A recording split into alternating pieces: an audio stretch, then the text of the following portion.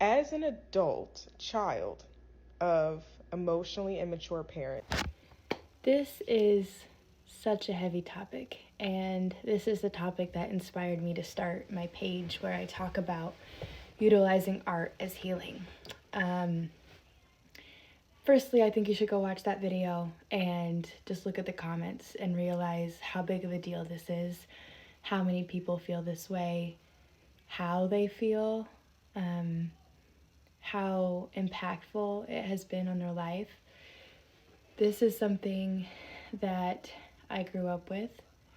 This is something that a lot of people have grown up with. And I firstly just want to say it is so life-changing to be able to have words for what you've been through. So the fact that even you have the opportunity to know that that was a way to label and understand your experience is huge. And I have been feeling a call to talk about my upbringing and its relation to some of these things because I think we don't have a good idea of what it really is and how it impacts people and what to do about it. Which is kind of where this last video ties in. And she asks the question, what is your strategy? How do you cope on a day-to-day basis as an adult child of emotionally immature parents? And there's so much that goes into this answer and question and this theme and topic, and there are 1,000 intersections, and I hope that if you're interested that you'll come and follow my page and understand some of the ways that you can be able to heal from it. And I'm going to go further eventually into some of these like psychology intersections because that's also my background and I think it's important and relevant for the subject. So if you're interested, follow me. But to answer that question, I think that there's a couple things that we need to know.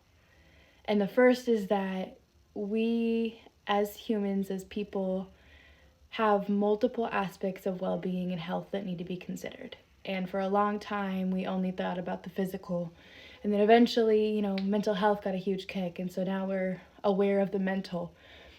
And we are aware of the emotional on some aspects because be nice, be kind to people, right?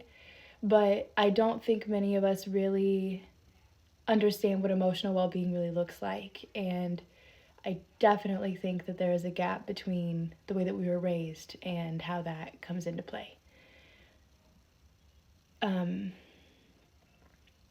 And so when you ask the question, what is your strategy to deal with this on a day-to-day basis, and how do you cope?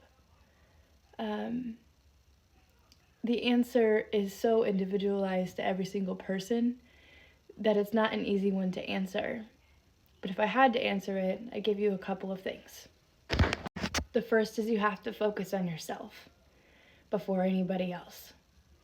You have to understand that at the end of the day, you are living for your own self and not for anyone else. And you can either choose to continue to live the narrative that you've been brought up in or play the roles that they expect you to play and be miserable, or start to live for yourself. And maybe that means setting boundaries. Maybe that means cutting family off. Maybe that means taking a break. Maybe that means reparenting your inner child. And several of those answers are in the comments. You'll see them. But I think the first thing is having to be able to understand that you have to love yourself enough to do that. And when you grow up with an emotional, immature parent, oftentimes you're not taught how to love yourself either. And oftentimes you don't even know who you are. So, to cope, to strategize your life, to be able to interact with your family, your parents, your siblings who may or may not get it, you have to be willing to find yourself again, to love that self, and then do what it takes to be able to see that self live and thrive again. Because odds are you weren't given that chance when you were young. And no one's going to give it to you but you. And you deserve it.